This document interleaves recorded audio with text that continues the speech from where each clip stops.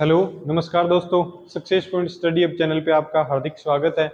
तो अपन पढ़ रहे थे भौतिक प्रदेश, और भौतिक प्रदेश में अपन ने 2 नंबर किस पार्ट का जिक्र कर रहे थे? उत्तर का विशाल मैदान। क्या पढ़ रहे थे अपन? उत्तर का विशाल मैदान। और उसमें अपन ने क्या पढ़ा था? उत्तर के विशाल मैदान में उसकी डेफिनेशन, जैसे बाबर प्रदेश का जिक्र किया था, उसके बाद अपन ने तराई प्रदेश पढ़ा था, फिर खादर, फिर बांगर, फिर रेह या कल्लर। तो अपन यहाँ तक पढ़ चुके हैं। अब इससे आगे जिक्र करेंगे अपन। तो पहले मैं थोड़ा आपको रिपीट करवा देता हूँ, थोड़ा उससे आगे रिलेट करेंगे। फिर ये जैसे हिमालय का जिक्र किया था अपन ने, ठीक है। ये कौन सा था? ये वृद्ध हिमालय था। ये लघु हो गया, ये भाई ये हो गया। एक बार थोड़ा रिवाइज करवा देता हूँ पीछे का, ताकि आपको ये जो प्रदेश था बाबर, कौन सा प्रदेश था? बाबर प्रदेश। इससे आगे जाएंगे अपन, ये आया तराई प्रदेश। कौन सा? तराई। इससे आगे अपन गए तो ये जो नीचे जगह थी, इसको बोले अपन क्या? खादर। और जो ये ऊपरी भाग था, ऊपर वाला, उसको क्या बोलते हैं? बांगर। ठीक है, ये इंपॉर्टेंट है, तभी एक बार मैं दोबारा रिवाइज करवा रहा हूँ। ये बाबर बाग में क्या आती है? नदियां आती हैं, उसके साथ कंकड़ पत्थर लेके आती हैं, जहाँ क्या हो जाता है? नदियों का पानी विलुप्त हो जाता है। तराई प्रदेश दलदली बाग, जहाँ नदियों का पानी वापस दृश्य होता है, यानी दिखाई देता है। खादर बाग जो नीचे का, जो ये भूमि है, इससे नीचे का भाग है, जहाँ प्रत्येक वर्ष क्या होता है? बाढ़ का पानी पहुंचता है। खादर बांगर प्रदेश वो प्रदेश जहाँ प्रत्येक वर्ष बाढ़ का पानी नहीं पहुंच पाता। ठीक है, अब इससे आगे बढ़ते हैं अपन। इससे आगे अपन करेंगे रे है या कलर क्या होता है।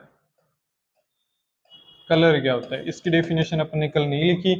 रे है या कलर, जिस भूमि में क्या, जिस भूमि में रासायनिक उर्वरकों का उपयोग किया जाता है, ठीक है, जैसे खाद वगैरह का छिड़काव किया जाता है, तो उसमें क्या होता है?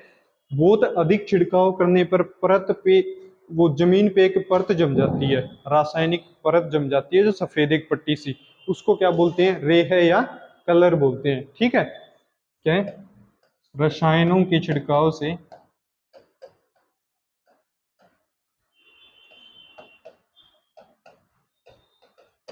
जमीन पर परत जम जाती है। ठीक है, जिसे अपन क्या बोलेंगे? रे है या कलर, उसको क्या बोलेंगे? रे है या कलर। अब इससे आगे अपन एक एक चीज और है, डेल्टा। डेल्टा क्या होता है? देखो, जो खदर भाग होता है ना, उसका ही बढ़ा हुआ भाग होता है, वो क्या कहलाता है? डेल्टा। ज्वारदनमुख या एस्चुअरी क्या होता है? एस्चुअरी। ये क्वेश्चन बहुत ज्यादा इंपॉर्टेंट है, बहुत ही इंपॉर्टेंट क्वेश्चन है कि ज्वारदनमुख या एस्चुअरी क्या होता है। ये क्या होता है कि जब पठारी क्षेत्र में जो नदियां नहीं होती क्या, वो अपना संपूर्ण जल एक साथ किसी सागर या महासागर में डालती हैं, उसको क्या बोलते हैं? एस्चुअरी बोलते हैं। उसको क्या बोलते हैं? एस्चुअरी। क्या? जब कोई नदी पर्वतीय भाग से आती है, तो जब कोई नदी अपना पानी किसी सागर या महासागर में सीधा डालती है, तो उसको अपन क्या बोलते हैं? एस्चुअरी। जब कोई नदी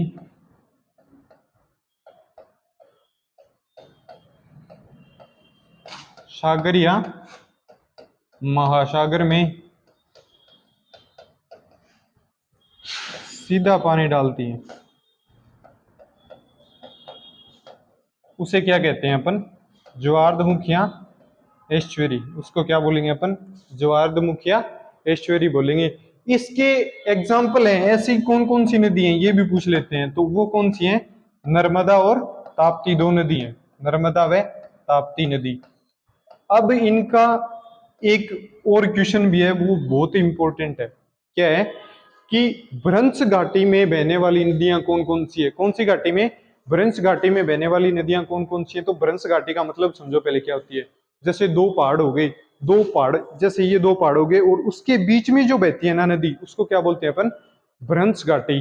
भ्रंश घाटी एक में थोड़ा सा, जैसे ये पर्वत हो गए है ना, फिर इधर ये पर्वत हो गया कोई, इसके बीच में से अगर कोई नदी जा रही है ना, ये, तो इसको बोलेंगे अपन क्या? भ्रंश घाटी। क्या बोलेंगे? भ्रंश घाटी। और इसमें बहने वाली दो ही नदियां हैं, कौन सी? नर्मदा व ताप्ती। भ्रंश घाटी में बहने वाली नदी, बहने वाली नदी बहुत ही इंपॉर्टेंट क्वेश्चन है, इसको इंपॉर्टेंट लगा लेना। इंपॉर्टेंट क्वेश्चन है, भ्रंश घाटी में बहने वाली नदी कौन कौन सी है? तो नर्मदा व ताप्ती। अब इससे आगे अपन पढ़ेंगे क्या? दोआब। ये नॉर्मल सी डेफिनेशन है, ये पूछ लेते हैं। इन डेफिनेशन में ना मैंने आपको 3 या 4 डेफिनेशन बताऊंगा, प्रत्येक एग्जाम में ये डेफिनेशन आपको जरूर मिल जाएंगी। दोआब क्या होता है? जैसे दो नदी हैं, ये कोई नदी है, ये दूसरी कोई नदी है, ये आके आपस में मिल गई, ये क्या हो गया? आपस में आके यहां मिल गई, इससे आगे ही निकल गई, तो इस दोनों के जो बीच का ये एरिया है ना, इसको क्या बोलते हैं अपन? दोआब बोलते हैं। मतलब दो नदियों के मिलने से पहले का जो क्षेत्र होता है उसको अपन क्या बोलेंगे? दोआब बोलेंगे। ठीक है, तो इसकी डेफिनेशन होगी, जब दो नदी आपस में आकर मिलती हैं तो उसके बीच का स्थान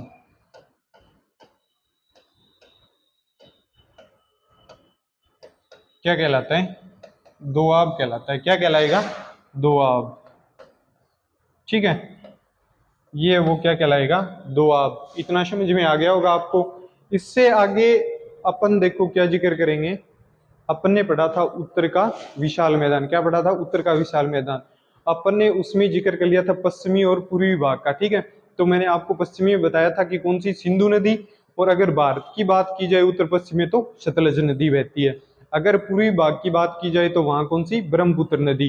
और गंगा नदी भी उधर से बह के, कहां से? पश्चिम से बह के, और पूर्वी भाग में ही आ जाती है। ठीक है, तो अब अपन इनका विस्तार पढ़ेंगे। क्या पढ़ेंगे? विस्तार। तो उत्तर के विशाल मैदान का प्रादेशिक विभाजन। क्या? प्रादेशिक विभाजन। मतलब इसको आप पढ़ेंगे अपन डिटेल से।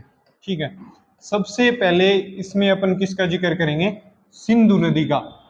कौन सी नदी का जिक्र करेंगे? सिंधु नदी का। सिंधु नदी भी अपन डिटेल से नहीं पढ़ रहे हैं, सिंधु नदी अपन आगे जाके पढ़ेंगे, पर इस क्षेत्र में, कौन से में? उत्तर पश्चिमी क्षेत्र में इसे सिंधु का मैदान कहते हैं। तो पहले जिक्र करेंगे अपन सिंधु नदी का। सिंधु नदी। ठीक है, अब क्या होता है कि सिंधु की सहायक नदियां हैं। कौन कौन सी नदियां हैं? ये आपको याद ही होनी चाहिए। सिंधु की सहायक नदियां हैं झेलम, चिनाब, रावी, व्यास और सतलज। कितनी होगी? सिंधु, झेलम, चिनाब, रावी, व्यास और सतलज। ये सब आपको याद होना चाहिए। क्यों? कि अब जो नदी पढ़ेंगे ना, ये लास्ट में जाके सभी एक जगह मिल जाती हैं। क्या? सभी एक जगह मिल जाती हैं, और उस स्थान को अपन क्या बोलेंगे? मिठनकोट। और वो कहाँ स्थित है? पाकिस्तान में। अगर कोई नदी आपस में जाके मिलेगी तो उनके बीच को क्षेत्र को अपन क्या बोलेंगे? दोआब। और ये मैंने आपको अभी बता दिया था कि दोआब किसे कहते हैं। जब दो नदी आकर आपस में मिलती हैं तो उस क्षेत्र को अपन क्या बोलेंगे? दोआब बोलेंगे। तो अगर ये नदी आके मिली है तो इनके बीच में दोआब तो होगा ही होगा, तो उनके भी नाम लिखेंगे अपन। तो सिंधु नदी, इसकी सहायक नदियां कौन कौन सी हैं? इसकी सहायक नदियों का जिक्र करते हैं अपन। झेलम, कौन सी होगी? झेलम, चिनाब, रावी, रावी हो गई, व्यास हो गई, और सतलज। सरस्वती भी बहती थी पहले, पर वो क्या, वर्तमान में विलुप्त हो गई, और जिसे वेदों में सबसे पवित्र नदी माना गया था। किसको? सरस्वती को। ठीक है, अब इससे आगे अपन देखते हैं इसका ना, सिंधु का अधिकांश भाग पाकिस्तान में, ये मैंने पहले आपको बता ही दिया था। पश्चिमी भाग की जिक्र की, क्योंकि भारत में जो नदी बहती है पश्चिमी भाग में, वो क्या है? सतलज नदी। कौन सी नदी है? सतलज नदी। अब ये सारी है ना एक जगह मिलती हैं। क्या? सभी जो सिंधु की सहायक नदियां, सिंधु की सहायक नदियां जो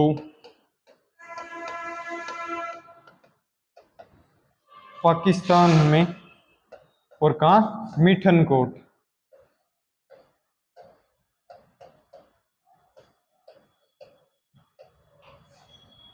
आकर एक जगह मिल जाती हैं। ये सब एक जगह मिल जाती हैं, ठीक है। ये इंपॉर्टेंट क्वेश्चन है कि सिंधु की सहायक नदियां एक जगह मिलती हैं, सभी एक जगह मिलती हैं, तो वो कौन सा स्थान है? मिठनकोट। और वो कहाँ पड़ता है? वो है पाकिस्तान में। कहाँ है वो? पाकिस्तान में, ठीक है। अब मैंने बताया कि सभी नदियां जो आपस में आके मिलेंगी तो उसके बीच का जो क्षेत्र होगा उसको क्या बोलेंगे? दोआब। क्या बोलेंगे? दोआब। तो ये सिंधु की जितनी भी सहायक नदियां है ना, सभी की सभी क्या बनाती हैं?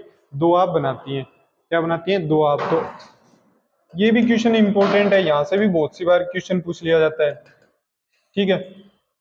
पहले क्या? पहले सिंधु व झेलम के बीच जो दोआब है उसको क्या बोलेंगे? उसको बोलेंगे सिंधु सागर दोआब। क्या बोलेंगे? सिंधु सागर दोआब। सिंधु सागर दोआब। ये किस किस के बीच में है? ये किस किस के बीच में है? सिंधु व झेलम के बीच में जो दोआब है उसको क्या बोलेंगे? सिंधु सागर दोआब। ये याद रखना। ये तो इतना हार्ड नहीं है क्योंकि सिंधु से रिलेट हो रहे हैं और सिंधु सागर है, पर इसके साथ याद रखना और कौन सी नदी है? सिंधु के साथ जो नदी है वो कौन सी है? झेलम नदी, ठीक है। अब बात करते हैं आगे झेलम व चिनाब। कौन सा? झेलम व चिनाब जो दोआब बनाती हैं उसे क्या कहते हैं? देखो ये इंपॉर्टेंट है, ये यूपीएससी में पूछा गया क्वेश्चन है। चिनाब व झेलम के बीच में बनने वाले दोआब क्षेत्र को क्या बोलते हैं अपन? चाज। क्या बोलेंगे? चाज। चाज दोआब। क्या बोलेंगे? चाज दोआब। ये इंपॉर्टेंट है, ये यूपीएससी में आ चुका है क्वेश्चन, तो हो सकता है कि जो छोटे एग्जाम है उनमें भी रिपीट हो जाए। झेलम और चिनाब के बीच का जो क्षेत्र है उसको क्या बोलेंगे? चाज दोआब। कौन सा बोलेंगे? चाज दोआब। इसके बाद कौन सा बच गया? सिंधु आ गई, झेलम आ गई, चिनाब आ गई। अब चिनाब और रावी, रावी के बीच का जो दोआब क्षेत्र है उसको क्या बोलेंगे अपन? रचना दोआब। क्या बोलेंगे? रचना दोआब। बहुत ही इंपॉर्टेंट क्वेश्चन है ये, आप देख लेना। ये इससे रिलेट कर रहे हैं, देखो सारे रिलेट कर रहे हैं। सिंधु, सिंधु से सिंधु सागर हो गया। झेलम, चिनाब, जय, च, मतलब पहले वाले अक्षर जो दोआब क्षेत्र बन रहा है उसमें मैच कर रहे हैं, दिख रहे होंगे आपको आराम से। यहाँ पे इसका च ले लिया, इसका जय ले लिया, तो चाज। अगर थोड़ा सा नोटिस करोगे तो आपको आराम से पता चल जाएगा। समझ रहे हो मेरी बात? अब आ गया चिनाब। चिनाब और रावी के बीच को क्या बोलेंगे? रचना।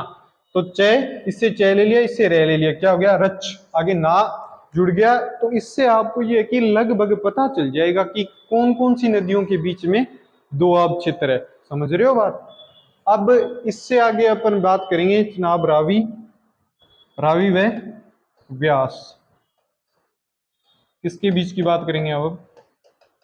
रावी व व्यास के बीच के दोआब क्षेत्र को अपन क्या बोलते हैं? बारी। इसको क्या बोलेंगे? बारी दोआब। बारी दोआब, ठीक है। अब इससे भी वो कुछ कुछ मैच हो रहा है, यहां से रा ले लिया, वह, ये क्या है? वह को एक बार आप वह मान लो।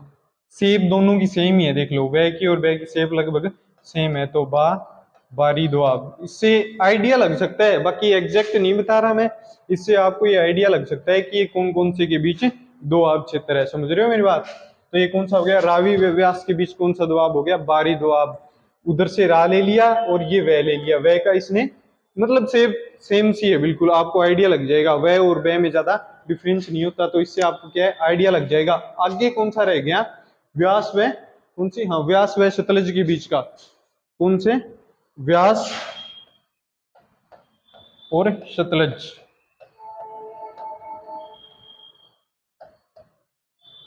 व्यास व सतलज के बीच का जो दोआब क्षेत्र है उसको क्या बोलेंगे अपन?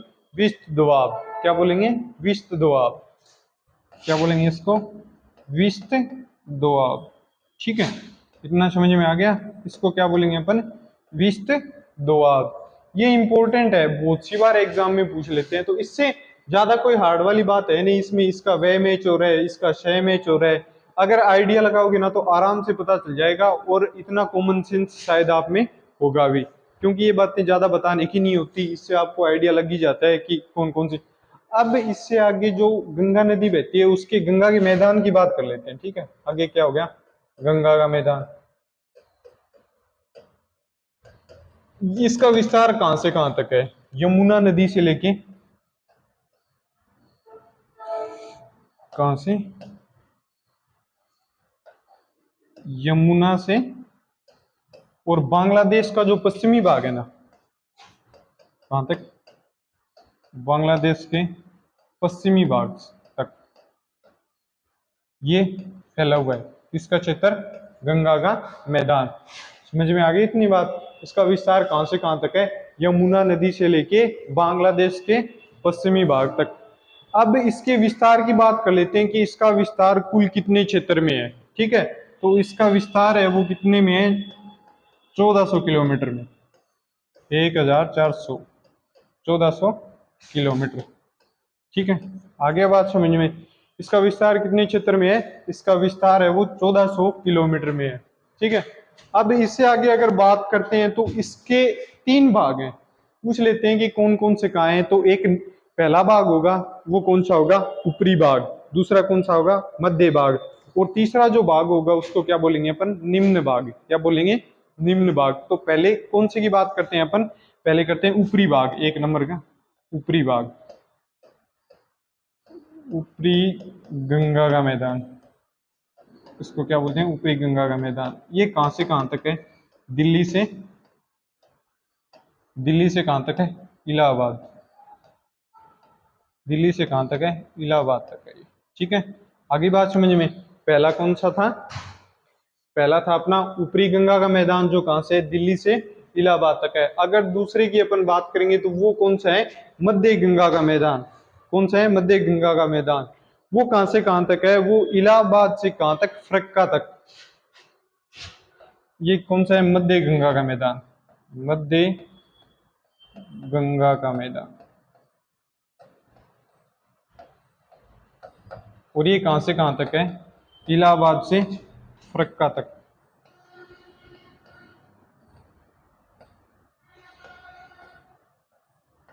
कहां से कहां तक है ये? इलाहाबाद से फरक्का तक। कौन सा मैदान?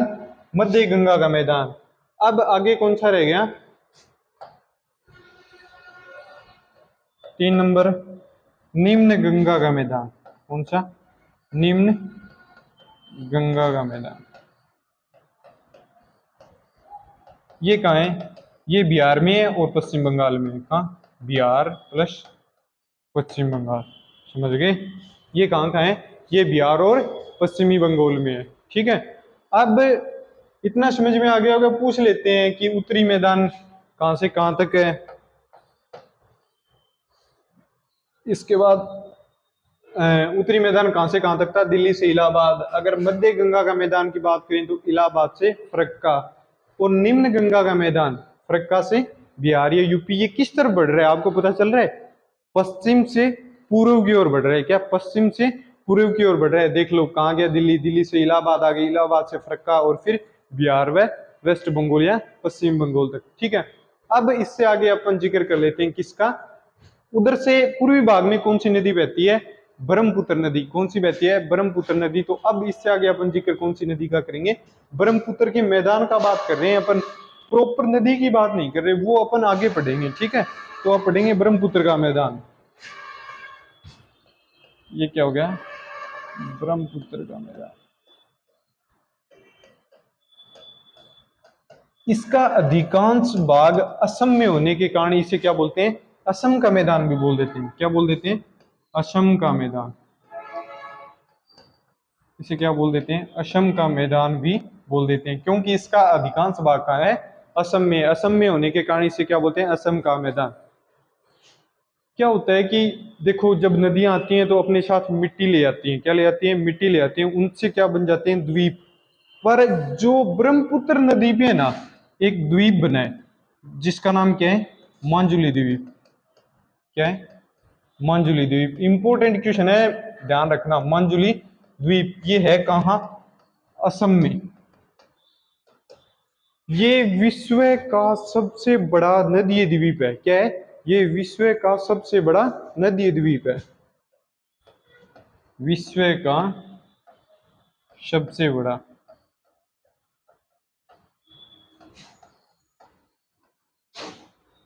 नदीय द्वीप। समझ गए बात? ये विश्व का सबसे बड़ा नदी द्वीप है। कौन सा द्वीप? माजुली द्वीप, जो कहाँ है?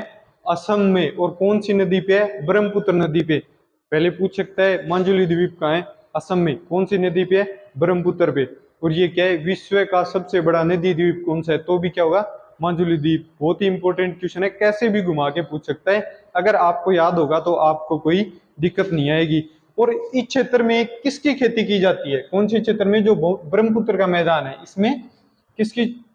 चावल व पटसन की खेती की जाती है। किसकी? चावल व पटसन की खेती। ठीक है। इसमें किस चीज की खेती की जाती है? इस क्षेत्र में या इस मैदानी भाग में किसकी खेती की जाती है? चावल व पटसन की खेती की जाती है। समझ गए बात? अब इससे आगे अपन बात करेंगे। यहां तक क्या कंप्लीट हो गया अपना? देखो, स्टार्टिंग में अपन पढ़ा भारत का उत्तर पर्वतीय प्रदेश, फिर पढ़ा अपन ने भारत का उत्तर विशाल का मैदान। अब उसके बाद अपन ने प्रायद्वीपीय पठार, किसका जिक्र करेंगे 3 नंबर पे? प्रायद्वीपीय पठार। इतनी बात समझ में आ गई होगी। अपन ने उत्तर का पर्वतीय प्रदेश पढ़ लिया, उत्तर का विशाल मैदान पढ़ लिया। अब 3 नंबर किसका जिक्र करेंगे अपन? प्रायद्वीपीय पठार का। किसका जिक्र करेंगे अभी? प्रायद्वीपीय पठार का। तो अब 3 नंबर क्या होगा? प्रायद्वीपीय पठार। जैसे ये भी लिख सकते हैं भारत के प्रायद्वीपीय पठार। ठीक है। अब इससे पहले अपन जिक्र करेंगे दक्कन का पठार। किसका जिक्र करेंगे अपन? दक्कन का पठार। मैंने समझाया भी था कि पठारी भाग कौन कौन सा है। जो दक्षिणी भाग है वो क्या है? पठारी भाग है। अब देखो,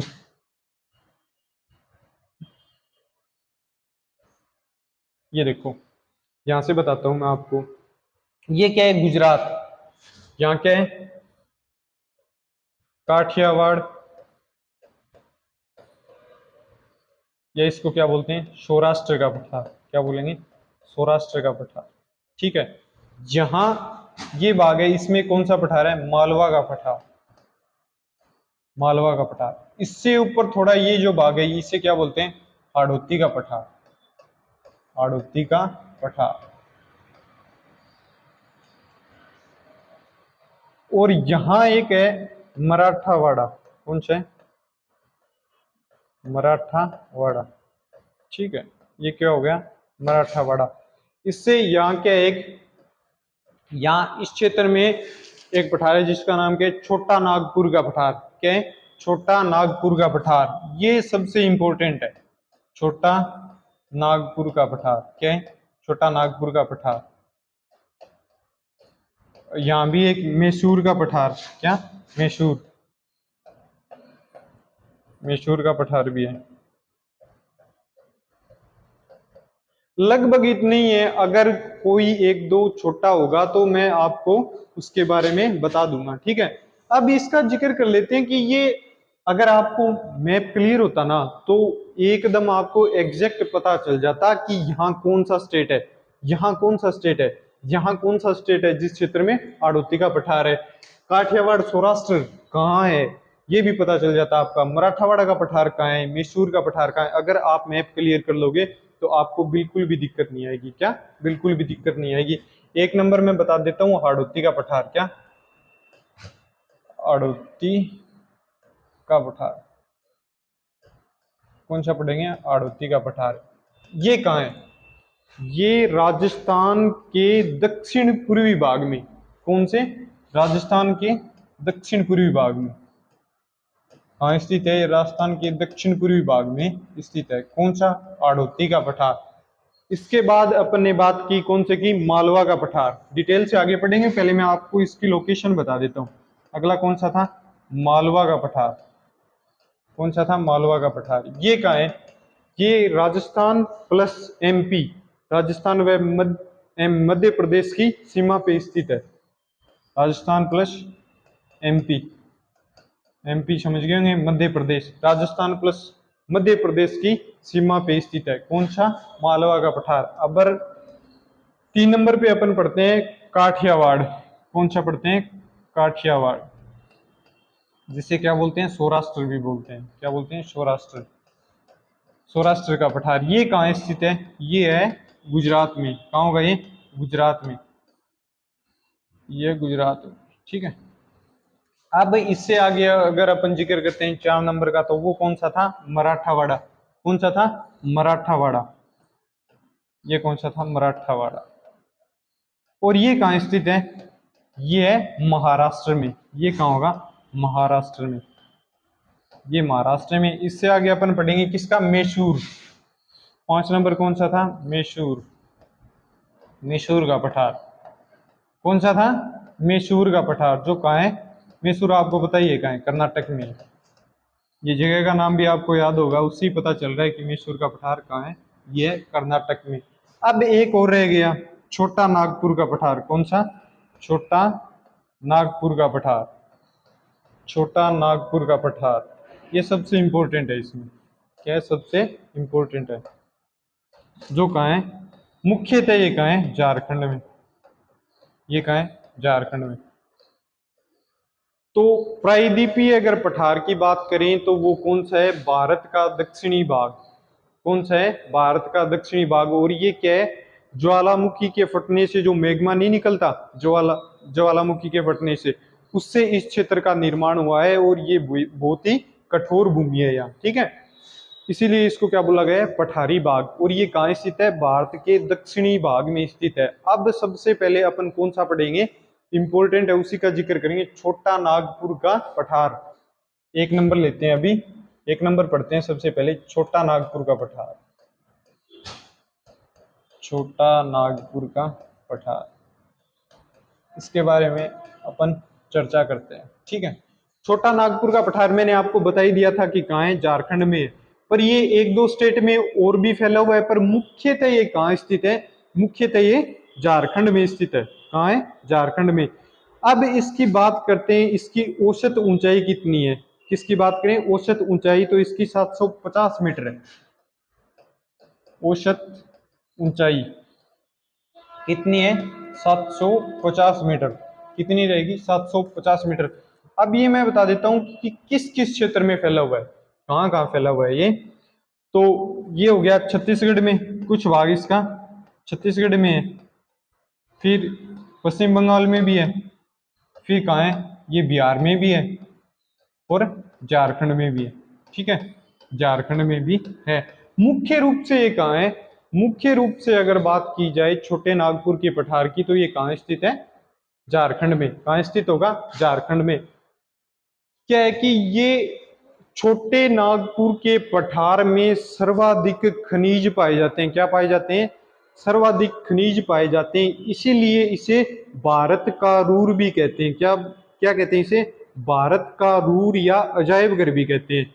क्यों कहते हैं? कि छोटे नागपुर के पठार में सर्वाधिक खनिज पाए जाते हैं। क्या पाए जाते हैं? खनिज, लोहा, एस्क।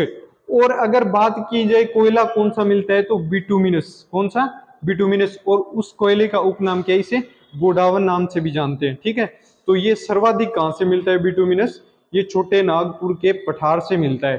ठीक है, तो छोटे नागपुर के पठार को फेमस क्यों माना गया है? क्योंकि यहाँ सबसे ज्यादा क्या प्राप्त होते हैं?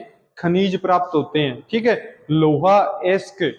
और अगर बात की जाए कोयले का, तो कोयले का कौन सा रूप? बिटुमिनस, जो सर्वाधिक कहां से प्राप्त होता है? छोटे नागपुर के पठार से प्राप्त होता है।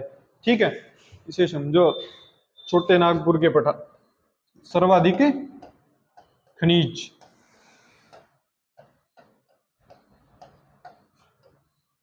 लोहा, एस्क। और अगर अपन बात करें किसकी? कोयले की, तो कोयला कौन सा मिलता है? बिटुमिनस। सर्वाधिक पाया जाता है कहाँ? छोटे नागपुर के पठार में।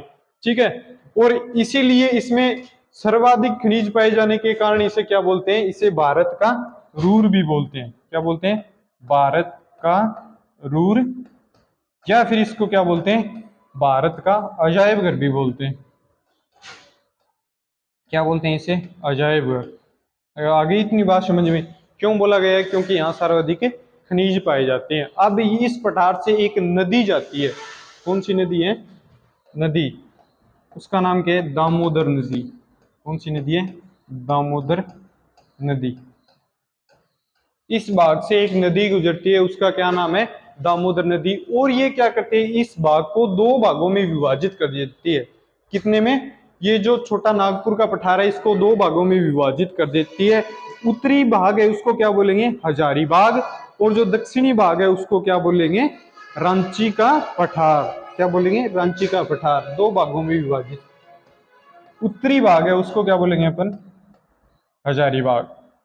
उत्तरी भाग को अपन क्या बोलेंगे, हजारीबाग। क्या बोलेंगे, हजारीबाग। और जो दक्षिणी भाग है ना इसका, जो दक्षिणी भाग है उसको अपन क्या बोलेंगे, रांची। रांची का पठार, क्या बोलेंगे, रांची का पठार, जो क्या है, झारखंड की राजधानी है। झारखंड की राजधानी क्या है, रांची। इतना तो आपको पता ही होगा, झारखंड की राजधानी क्या है, रांची। इतनी बात समझ में आ गई। तो अपन ने पढ़ लिया, क्या पढ़ लिया अभी तक, प्रायद्वीपीय पठार, जिसमें अपन ने जिक्र कर लिया किसका, छोटे नागपुर के पठार का। तो इतना आपको समझ में आ गया होगा। आज की क्लास में सिर्फ इतना ही, आगे अपन इससे आगे का पढ़ेंगे कल की क्लास में। धन्यवाद।